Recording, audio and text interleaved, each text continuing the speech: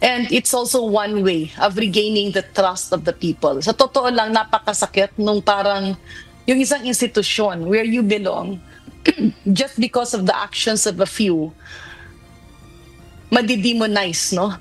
Isa si House Deputy Speaker at Iloilo 1st District Representative Janet Garin sa handang maglabas ng kanyang Statement of Assets, Liabilities and Net Worth o SALN. Ito ay kahit wala pang ibinababang polisiya ang liderato ng Kamara kaugnay nito. Naniniwala ang mambabatas makatutulong ang public access ng SALN ng mga kongresista para maibalik ang tiwala ng publiko sa Kongreso. Sa kasalukuyan, 8 miyembro pa lang ng minorya ng Kamara ang naglantad sa publiko ng kanilang SALN.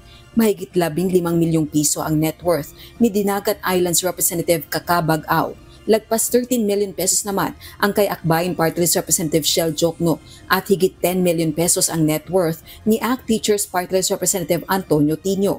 Samantalang mahigit 3 milyong piso naman ang kay Akbayan Representative Dada Ismula.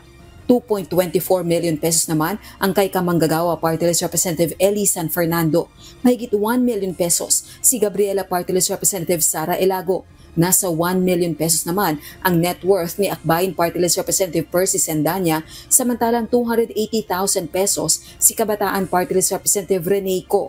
Tinanong si Deputy Speaker Garin kung inaantay lang ba ng majority bloc si Speaker Bogie T na maglabas ng kanyang SALN para magsisunuran ang mayorya. Subalit ang sagot nito, I don't think so. Siguro nagkataon lang na una, budget hearing, no, busy lahat. Karamihan ng mga kongresista ay merong mga activities sa kanya-kanyang distrito. So I believe hindi intentional. I will confer with the other leaders of the House.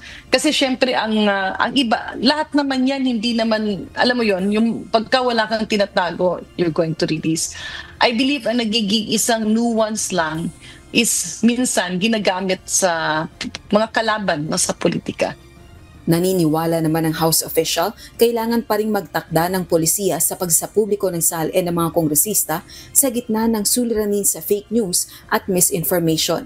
Ngayong araw, naglabas na rin ng kopya ng kanyang SALN sa social media post si Cavite 4th District Representative Kiko Barsaga, isang independent member. Nagkakahalaga ang kanyang net worth ng 5.37 million pesos. Pero giit nito, hindi pa kasama sa kanyang SALN ang mga sasakyan, property sa Dasmariñas at cash na minana nito mula sa yumaong amang si PD Barsaga. Pero hindi pa ito na itatransfer sa kanyang pangalan. Nagkakahalaga umano ito ng 35 million pesos. Samantala, hati naman ang opinyon ng taong bayan sa tanong na sapat ba ang SALN reveal ng mga mambabatas para maibalik ang tiwala ng publiko sa Kongreso. Wala na nangyari na di na nila pwedeng ibalik yun Kung may ibabalik man yun, siguro bilang na lang yung ibang taong magbabalik ng tiwala. Kahit papaano po, may transparency at saka malalaman po ng mga Pilipino na yung karapatan nila sa kanilang ari-arian po. Parang hindi na po siguro kasi parang ang tao wala nang tiwala sa kanila Rosa Licoz, UNTV News and Rescue.